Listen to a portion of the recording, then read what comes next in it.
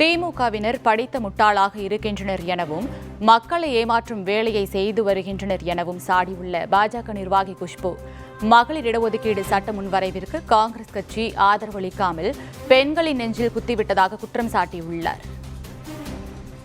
பிரகாஷ் ராஜ் அரசியல இறங்கும் போது அவர் என்ன செஞ்சிட்டாரு? அவர் வந்து கீழே நின்று பெங்களூர்ல எதிர்த்து நின்னாரா இல்லையா? அப்புறம் அப்ப மட்டும் அவர் என்ன பண்ணிட்டாரு? அவர் அரசியல்வாதியா? அவர் குடும்பத்துல ஒரு டைனஸ்டி பாலிடிக்ஸா? இல்லையே. யார் எங்களை பார்த்துட்டு சினிமா சங்கி கூத்தாடி சொன்னாங்களோ அவங்களுக்கு இன்னைக்கு சத்யராஜும் பிரகாஷ் ராஜும் டெலிவிஷன்ல இருக்கிற அத்தனை பேர் அந்த கூத்தாடிக்கு தானே தேவைப்படுது இன்னைக்கு பிடிஆருக்கு அவருக்காக பிரச்சாரம் பண்றதுக்கு. அப்போ எங்களை பார்த்தா நாங்க கூத்தாடிங்க. என் கணவர் பார்த்துட்டு இதே கேள்வி ஸ்டாலின் அவர்கள்கிட்டயும் உதயநிதி ஸ்டாலின் அவர்கிட்டயும் தைரியமா இருந்தா கேளுங்க. கேட்டாரா? அப்போ இதே பிடிஆருக்கு எங்களை மாதிரி சினிமால இருக்குது கூத்தாடிங்க உங்க பப்ளிசிட்டி பண்றதுக்கு தேவைப்படுது இல்ல? அப்போ இது எந்த விதத்துல நியாயம்? இது காங்கிரஸால முடிஞ்சிருக்கலாம்ல. நீங்க கூட்டணியில தானே இருந்தீங்க. அப்ப ஏன் நீங்க பாஸ் பண்ணல இந்த மசோதா?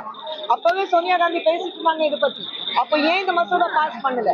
இன்னைக்கு இந்த மசோதா பாஸ் பண்ண ஒரு நேரம் வரும்போது நீங்க பயந்தாங்கோலிங்க மாதிரி பின்னாடி வாங்கி போயிட்டு நாங்க பெண்களுக்கு எதிராக நிற்போம் நீங்க உறுதிப்படுத்திட்டீங்க. இந்த 33% பெண்களுக்கான ஒரு மசோதா இருந்தது. அது நீங்க நிகாரிச்சு பெண்களுக்கு முதுகுலை குத்துற வேலை இல்லை. ஆனா இந்த முறை பெண்களுக்கு முதுகுலை குத்துற வேலை செய்யல. நேர நெஞ்சில நீங்க குத்திருக்கீங்க.